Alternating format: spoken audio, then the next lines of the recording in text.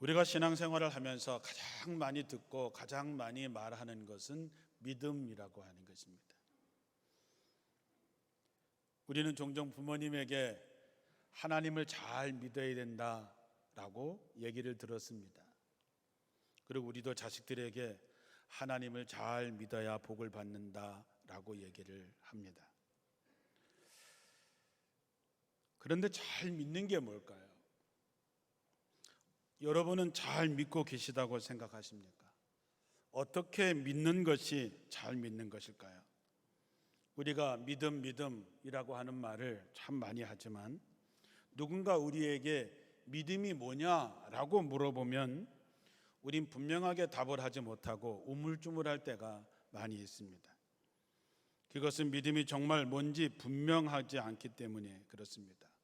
때때로 어떤 분들 보면 잘못된 믿음을 진짜인 것처럼 굳게 믿고 살아가는 사람들도 있습니다.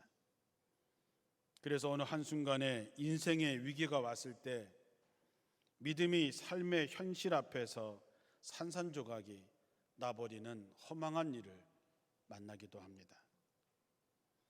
한 예를 들어보겠습니다. 사무엘상 4장에 보면 블레셋과 이스라엘이 전쟁을 하게 됩니다. 그래서 전쟁을 해서 블레셋이 이겼습니다. 이스라엘 병사들이 약 4천 명이나 전사를 할 정도니까 굉장히 큰 전쟁에서 패한 거죠. 이제 진으로 후퇴해서 돌아오고 나서 이스라엘의 지도자들이 모여서 회의를 했습니다. 왜 하나님께서 우리를 블레셋 사람들에게 패하게 하셨을까? 우리가 실로에 있는 하나님의 법궤를 이리로 가져오자. 그것을 전쟁터에 메고 나가면 하나님께서 우리 가운데 계셔서 분명히 우리가 승리하게 될 것이다. 그래서 실로에 사람을 보내서 그곳에 있는 하나님의 법궤를 가지고 왔습니다. 자, 법궤가 진에 도착하자 이스라엘의 군대들은 이제 다 이겼다라는 식으로 땅에 울리도록 큰 함성을 질렀고 그 소리를 들은 블레셋 군대는 간담이 서늘했습니다. 자, 이제 하나님의 법궤를 메고 전쟁터에 나갔는데 그런데 이스라엘 군대가 또 패하고 4만 명이나 전사를 하고 그리고 법궤도 빼앗기고 제사장이었던 엘리의 아들들 흠니와 비느하스도 죽임을 당하게 됩니다. 무엇이 문제였을까요? 그동안 이스라엘 백성들은 법궤를 메고 그 힘든 광야를 건넜습니다. 법궤를 메고 여리고 성을 돌 때에 여리고 성이 무너졌습니다. 법궤를 메고 장마물이 흘러 넘치는 요단강 물에 발을 담갔을 때에 요단강이 갈라져 그것을 건너는 경험도 했습니다. 이전에는 됐는데 왜 이번에는 안 됐을까요? 엘리 제사장의 뒤를 이은 홈리와 비느하스는 언약궤만 있으면 전쟁에서 이길 수 있다고 믿었습니다. 그런데 그 믿음은 결국 처참하게 패하고 말았습니다. 왜냐하면 그것은 허황된 믿음이었기 때문입니다. 하나님이 바라시는 믿음은 뭘까? 하나님을 마치 부적처럼 생각하는 그런 믿음이 아니라 하나님과의 진정한 관계를 원하십니다. 하나님이 우리를 얼마나 사랑하시는지 우리가 그 하나님을 또한 사랑하고 하나님을 믿기 때문에 모든 주권을 하나님께 내어드리고 하나님의 뜻에 순종하는 믿음을 보기를 원하셨지만 그들에게는 형식은 남아있지만 그러나 관계는 사라져버린 신앙이 되어버렸기 때문입니다. 언제부턴가 우리의 신앙생활도 우선순위가 바뀌어가고 있는 것 같습니다. 사랑하는 성도 여러분, 잘 들으셔야 됩니다. 우리의 믿음의 힘은 뭘 아는 데 있는 것이 아니라 관계에 있다라고 하는 것입니다. 마태복음 22장 35절에 보면 율법 교사가 예수님에게 묻습니다. 선생님, 율법 가운데서 가장 중요한 계명이 어떤 것입니까? 예수님께서 내 마음을 다하고 목숨을 다하고 내 뜻을 다하여 주 너의 하나님을 사랑하라 하였으니 이것이 가장 중요한 첫 번째 계명이고, 두 번째는 이것과 같은데 내 이웃을 내 몸과 같이 사랑하라 한 것이다. 이 두 계명이 모든 율법과 예언서의 본뜻이다 그랬습니다. 성경은 딱 두 가지를 얘기하고 있는 것입니다. 내 마음과 목숨과 뜻을 다해서 하나님을 사랑하는 것, 그리고 내 이웃을 내 몸과 같이 사랑하는 것. 이 말씀은 어떤 관계냐라고 하는 것을 묻는 것입니다. 사랑하는 것, 사랑하며 사는 것, 이것은 관계의 문제입니다. 물론 아는 것도 중요합니다. 우리는 배워야 됩니다. 왜? 그래야 더 사랑할 수 있기 때문입니다. 그러나 정말 중요한 것은 내가 얼마나 많이 아느냐가 중요한 것이 아니고 내가 어떤 관계에 있느냐가 중요하다는 것입니다. 예수님을 누가 죽였습니까? 성경을 가장 많이 아는 율법 교사들이 죽였습니다. 제사장들이 죽였어요. 가장 신앙적으로 살아간다고 하는 바리새인들이 죽였습니다. 홈리와 비느하스는 법궤가 어떤 것인지 잘 알고 있었습니다. 그러나 그들은 하나님과 관계가 없는 사람들이었고 오히려 하나님의 뜻을 저버린 사람들이었습니다. 하나님과 관계 없는 사람을 하나님이 책임질 필요가 없는 것이지요. 그래서 우리가 자기 믿음이 어떤가를 점검을 하려면 내가 얼마나 많이 알고 있느냐, 내가 얼마나 신앙생활을 오래 했느냐, 내 직분이 무엇이냐가 아니고 내가 정말로 주님과 진실하게 어떤 관계를 맺고 있는지를 돌아봐야 됩니다. 우리가 물을 끓이면 물이 끓는 그 온도가 있습니다. 그것을 임계점이라고 얘기하는데 100도가 돼야 물이 끓기 시작합니다. 신앙도 마찬가지입니다. 우리가 하나님께 전심을 다할 때 내 마음을 다하고 목숨을 다하고 뜻을 다해서 하나님을 사랑할 때 우리의 믿음의 역사들이 나타나는 것이죠. 복음을 듣고 예수님을 영접해도 전심으로 받아들이는 것이 아니라면 진정한 믿음이 될 수 없습니다. 예수님을 영접한다고 하는 것은 이제 내 삶에 예수님을 왕으로 모시는 것입니다. 그동안 내 삶의 주인이 나였는데 이제 예수님으로 교체하겠다라고 하는 것입니다. 말로만이 아니라 실제여야 되는 것이죠. 복음서에 보면 한 신실한 부자 청년의 이야기가 나옵니다. 그는 율법적으로 완벽한 사람이었습니다. 신앙적으로 흠잡을 데가 없는 그런 모습의 청년이 예수님을 찾아와서 선생님, 내가 어떻게 하여야 영생을 얻을 수 있겠습니까? 라고 묻습니다. 예수님께서는 그 마음을 보시고 이렇게 말씀하십니다. 내 마음의 주인은 재물이구나. 그것이 주인의 자리에서 내려오지 않는 한 아무리 계명을 지키고 나를 믿으려고 해도 구원을 얻지 못하게 될 것이다. 내 마음의 주인으로 앉아있는 그 재물을 깨뜨려서 가난한 자들에게 나누어 주고 그리고 와서 나를 주인으로 따르라. 그러면 내게 영생이 있을 것이다. 오직 그것만이 나를 믿는 길이다. 그 순간 부자 청년의 주인의 실체가 드러납니다. 그는 예수님의 이 말씀에 고민을 하지요. 그리고 결국 재물을 내려놓지 못해서 슬픈 얼굴로 예수님을 떠났다 했습니다. 그러나 우리는 또한 삭개오를 봅니다. 삭개오는 오직 돈밖에 모르던 사람이었습니다. 세상에 손가락질 받는 사람이었죠. 그러나 그가 예수를 뽕나무 위에서 만나는 순간 그 마음속에 주인이 돈에서 예수님으로 바뀌게 됩니다. 삭개오가 뭐라고 얘기합니까? 내 재산의 절반을 팔아서 가난한 사람들에게 나눠주겠습니다. 내가 남의 것을 등쳐먹은 일이 있다면 4배로 갚겠습니다 했을 때 그 집안의 구원에 임했던 것이죠. 마찬가지로 우리가 예수님을 믿는다고 하면서 예수님이 여러분의 마음에 1등이십니까? 최우선적으로 주님이 여러분의 삶의 진정한 왕이고 주인이냐라고 하는 것이죠.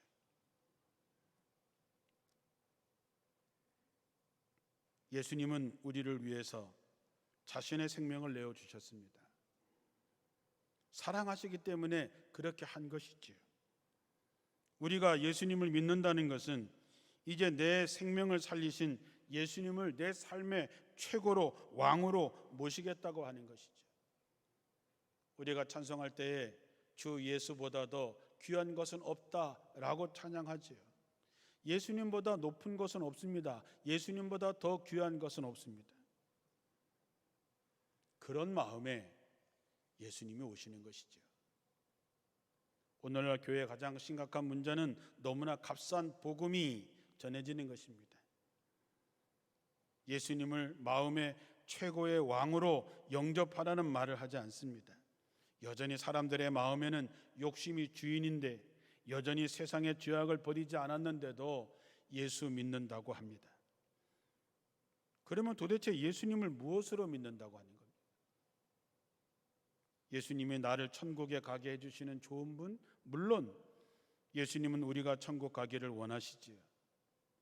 그러나 그것은 한 가지 조건이 충족될 때 가능한 것입니다. 그분을 전심으로 내 삶의 주인으로, 내게 왕으로 내가 그분을 영접하는 것이고, 그분이 원하는 것에는 순종하고 그분이 원하지 않는 것은 버릴 수 있어야 됩니다. 그런 관계가 되어야지 그 믿음이 진짜 믿음이 되고 그는 구원에 이를 수 있는 것이죠. 예수님이 첫 번째가 되지 않으면 아무리 예수님을 영접해도 그 믿음이 그를 구원할 수 있을 것 같습니까?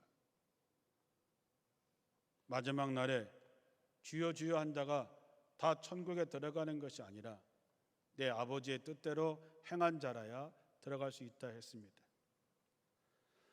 많은 사람들이 그날 우리가 주의 이름으로 귀신도 쫓아내고 병도 고치고 복음도 전하고 능력을 행했습니다 라고 얘기하지만 예수님은 그들을 불법을 행한 자들이라고 꾸짖습니다. 다시 말하면 그들에게 있어서 진정한 주인이 예수님이 아니라 여전히 자기 자신이 주인이었고 예수님을 이용하기만 했다는 얘기죠. 믿음이라고 하는 것은 어떤 신념이 아닙니다. 어떤 것을 알고 어떤 것을 믿고 그런 것도 중요하지만 진짜 믿음은 생명을 걸고 따르는 순종을 말합니다. 삶으로 살아내는 믿음이죠. 진정한 믿음은 자기 자신을 넘어서는 그 무엇이고 하나님을 신뢰할 뿐만 아니라 그의 행하심을 따르는 것입니다. 때때로 우리는 하나님이 왜 그렇게 하셨는지 알 수 없습니다. 왜 하나님이 내게 이런 어려움을 주시는지 이해할 수 없습니다. 왜 하나님이 이런 고통을 내게 주는지, 왜 허락하셨는지 모릅니다. 하지만 우리는 믿습니다. 그분이 내 아버지시기에 전능하신 아버지이시기 때문에 우리를 사랑하시는 아버지 되심을 알기 때문에 내게 주어지는 모든 것을 기꺼이 받아들이는 것입니다. 이해할 수 없는 부분을 우리는 신비라고 얘기합니다. 그러나 주님의 선하심을 믿기 때문에 우리는 그것마저도 받아들이는 것이죠. 그럼 어떻게 하면 큰 믿음이 생길 수 있을까요? 뭔가 번쩍이는 것, 뭔가 기적, 뭔가 대단한 것을 보면 우리의 믿음이 굉장히 커질 거라고 생각합니다. 정말 그럴까요? 이스라엘 백성들이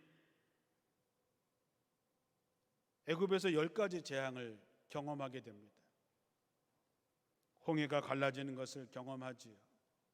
바위에서 샘이 터지는 것도 경험하게 됩니다. 그들은 40년 동안 날마다 하나님께서 만나를 내리시는 기적을 매일매일 경험한 사람들입니다. 그런데 우리는 그들을 믿음의 사람이라고 이야기하지 않습니다. 우리는 그들을 어떻게 기억합니까? 늘 불평과 원망을 했던 사람들로 기억하죠. 예수님의 말씀을 직접 들었고 예수님이 행하시는 기적을 목격하고 경험했던 사람들이 믿음이 좋아졌을까요? 그들 중에 많은 사람들은 예수님을 십자가에 못 박으라고 소리쳤습니다. 우리 주변에도 놀랄 만한 큰 체험을 했던 사람들이 변질되어서 적그리스도의 사람이 된 경우도 우리는 종종 보게 되지요. 로마서 10장 17절에 그러므로 믿음은 들음에서 나며 들음은 그리스도의 말씀으로 말미암느니라 그랬습니다. 믿음은 말씀을 들음에서 난다 그랬습니다.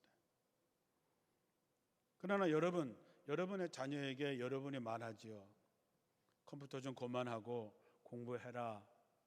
네, 말 잘 듣는 사람입니까? 그런데 보면 컴퓨터 가서 또 앉아 있습니다. 말은 잘 들었는데 행하는 것은 예전과 달라진 것이 없어요. 우린 그런 애를 가리켜서 말 안 듣는 애 그렇게 얘기하죠. 신앙생활도 마찬가지입니다. 주님께서 우리에게 말씀하십니다. 설교를 통해서 듣습니다. 방송을 통해서 듣습니다. 속회를 통해서 듣습니다. 들었다고 해서 말 잘 듣는 사람입니까? 그렇지 않죠. 말씀대로 살지 않으면 말 안 듣는 사람일 뿐이죠. 우리가 정말로 하나님을 사랑한다면, 하나님을 우리의 삶의 최우선으로 생각한다면, 그분이 우리의 생사화복을 주관하시는 분이라고 한다면 우린 그분의 말을 듣게 되어 있습니다. 우리는 사랑하는 사람을 위해서라면 하늘의 별도 따다 줄 수 있지요. 우리가 하나님의 말씀을 안 듣는 것은 하나님을 사랑하지 않기 때문입니다. 그분의 능력을 의심하는 것이죠. 사실상 그분을 말로는 믿는다고 하지만 실제로는 안 믿는 것입니다. 그러나 우리가 믿고 따를 수 있는 것은 하나입니다. 그것은 관계죠. 하나님과의 관계가 어떻게 되어야 되느냐? 믿음은 실제여야 됩니다. 공연히 믿는다고 말만 하는 것이 아니라 우리의 실제 삶에서 우리의 모든 것을 하나님께 맡기고 사느냐 그렇지 않느냐를 보면 그의 믿음을 볼 수 있는 거죠.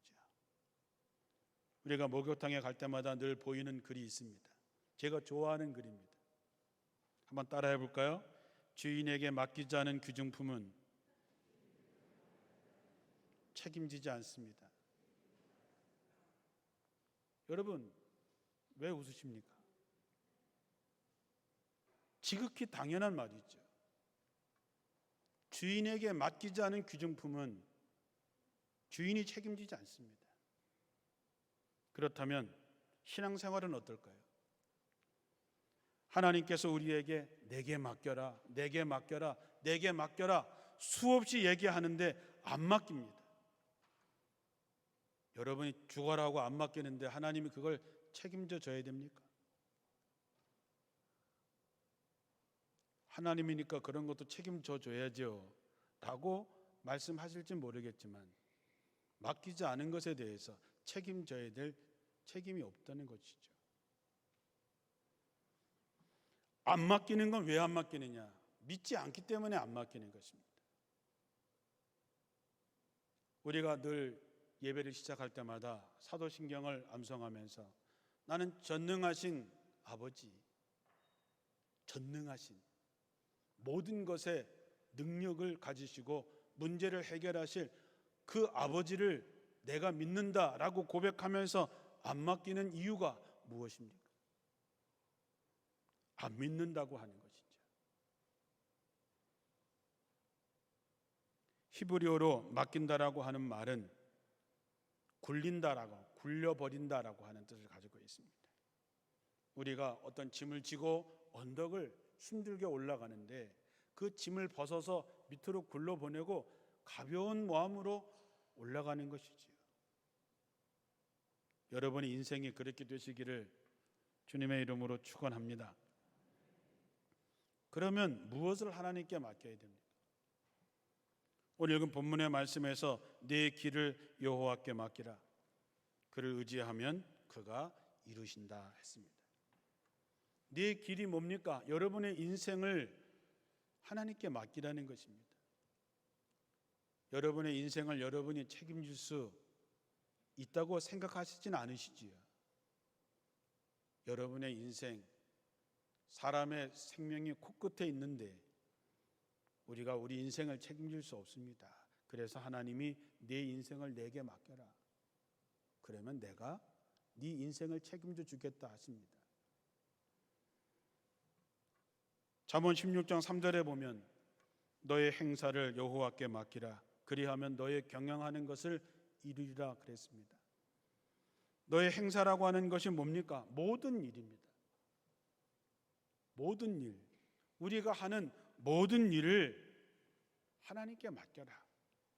그러면 하나님께서 이루어 주시겠다고 했습니다. 시편에 나오는 말씀처럼 하나님이 세우지 않으면 세우는 자의 수고가 헛되고 하나님이 지키지 아니하시면 파수꾼의 애씀도 헛것입니다. 마태복음 11장 28절에는 수고하고 무거운 짐진 자들아 다 내게로 오라. 내가 너희를 쉬게 하겠다 했습니다. 여러분, 우리가 인생을 살면서 갖고 있는 많은 짐들이 있지요. 고민되는 짐도 있고 염려하는 짐도 있습니다. 그 짐을 가지고 와. 내게로 가지고 와. 내게 맡겨. 이렇게 얘기합니다. 그러면 주님께서 우리를 쉬게 해주겠다고 했습니다. 내게 맡기면 내가 이루게 해주고 내가 정오의 빛같이 너희를 세워주겠다라고 말씀하십니다. 이 얘기는 최원영 목사의 이야기가 아니고 성경에 주님께서 말씀하신 것입니다. 특히 인생의 무거운 죄의 짐도 하나님께 회개하고 맡기면 하나님께서 다 용서해 주시고 예수님의 십자가의 보혈로 깨끗하게 씻어 주신다 하셨습니다. 베드로전서 5장 7절에 너희 염려를 다 주께 맡기라. 이는 그가 너희를 돌보심이라 했습니다. 여기서의 돌보심이라고 하는 말은 늘 여러분 생각으로 가득 차 있는 하나님께서 여러분에게 일어나는 일을 일일이 보살펴 주시겠다고 하는 것입니다. 세상에 힘 있는 사람이 뒤를 봐주겠다고만 해도 든든한데 하나님께서 배후에서 보살펴 주신다고 하니까 얼마나 든든하겠습니까?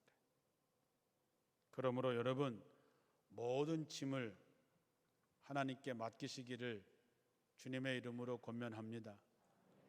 다 맡기세요. 다 맡기세요. 오늘 집에 갈 때 다시 짊어지고 가지 마시고 여기다 다 내려놓고 가세요.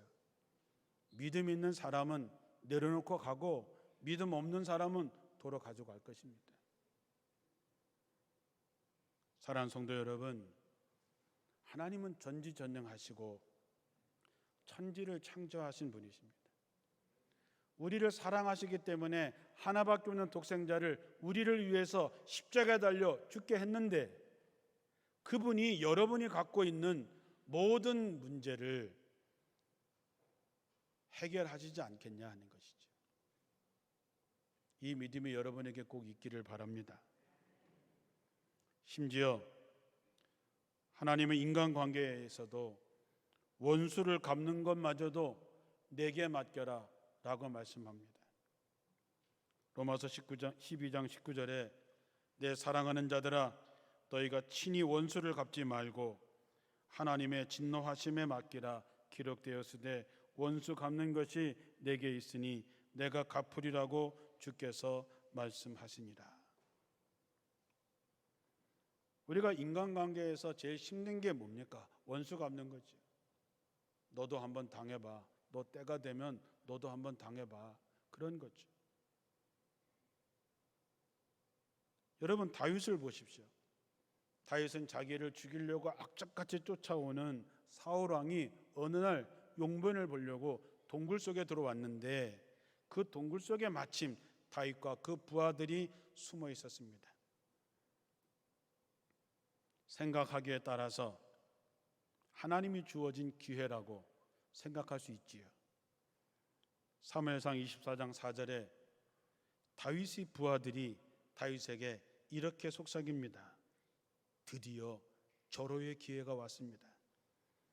여호와께서 약속하시기를 내가 너의 원수를 내 손에 넘겨줄 터이니 그때에는 네가 마음대로 원수를 갚을 수 있을 것이다 라고 하셨습니다. 오늘이 바로 그날인 것 같습니다.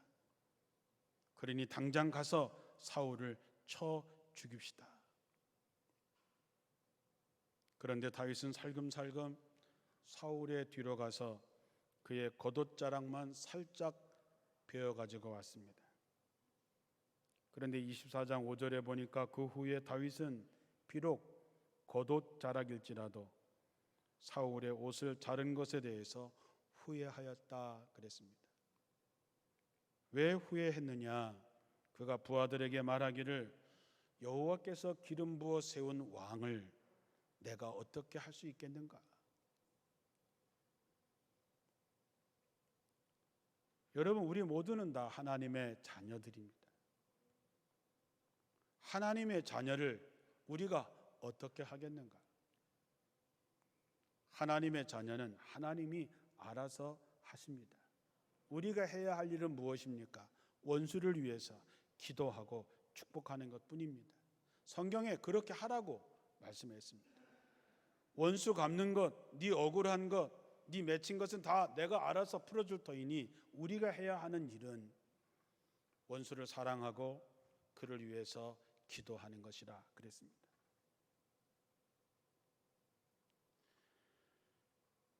이제 여러분 하나님의 말씀대로 하나님께 모든 걸 다 맡기시기를 바랍니다.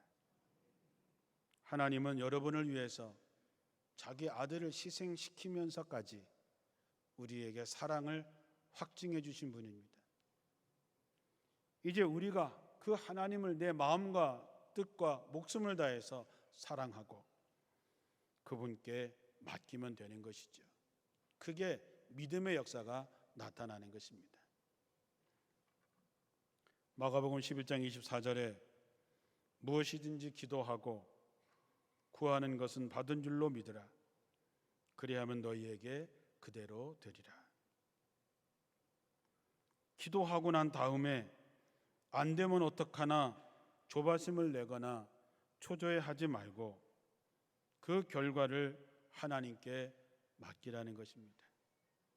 우리가 기도해 놓고도 조바심을 내고 초조해하는 것은 하나님을 신뢰하지 않는 것이지요. 좋으신 하나님이 내 생각보다 더 좋게 이루실 것이고 그 결과를 하나님께 맡겨야 하나님께서 응답해 주시는 것입니다. 이렇게 하나님께 맡길 수 있는 것은 조금 전에도 말씀을 드렸던 것처럼 하나님이 우리의 아버지 되시고 우리가 그분의 자녀이기 때문입니다. 그것이 전부입니다. 사랑하는 성도 여러분, 하나님께 맡긴 사람들에게는 어떤 시련과 고난이 닥쳐와도 이 모든 일이 하나님의 손안에 있기 때문에 그 고난을 피하지 않습니다. 도리어 큰 고난과 시련이 와도 그것을 받아들이고 견뎌냅니다. 이해할 수 없습니다. 받아들이기 어렵습니다. 그러나 하나님을 믿는 사람들은 하나님을 믿기 때문에 모든 것을 합력하여 선을 이루시는 분임을 믿기 때문에 그 상황을 받아들이고 나가는 것이죠. 욥은 흠이 없고 정직하고 하나님을 경외하고 악을 멀리 하는 사람이었지만 어느 날 갑자기 아들 7과 딸 3 그리고 모든 재산을 다 잃게 됩니다. 그때 욥은 이렇게 고백합니다. 내가 어머니 뱃속에서 나올 때 빈손으로 태어났으니 죽을 때도 빈손으로 돌아갈 것이다. 주신 분도 주님이시요 가져가신 분도 주님이시니 주님의 이름을 찬양할 뿐입니다. 이렇게 욥은 이 모든 어려움을 당하고서도 죄를 짓지 않았으며 어리석게 하나님을 원망하지 않았다.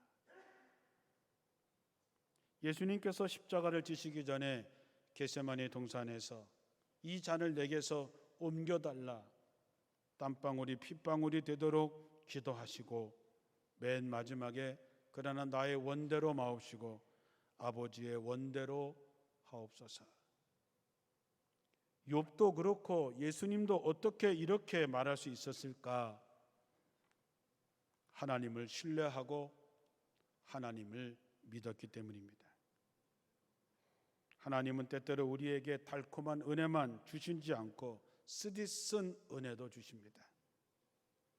그럴 때 하나님께 모든 것을 맡긴 성도는 달든 쓰든 그 모든 것을 기꺼이 받아 먹습니다. 여러분이 전적으로 하나님을 믿고 하나님께 맡기시겠다면 하나님이 주신 축복에 교만하지 않고 하나님이 주신 고난을 겸손하게 받을 수 있는 것이지요. 우리 생활에서 매일매일 순간순간마다 이제 하나님을 믿고 하나님을 사랑하고 그분께 온전히 맡겨서 하나님이 주시는 승리를 맛보는 믿음의 성도들이 되시기를 주님의 이름으로 축원합니다. 기도하겠습니다.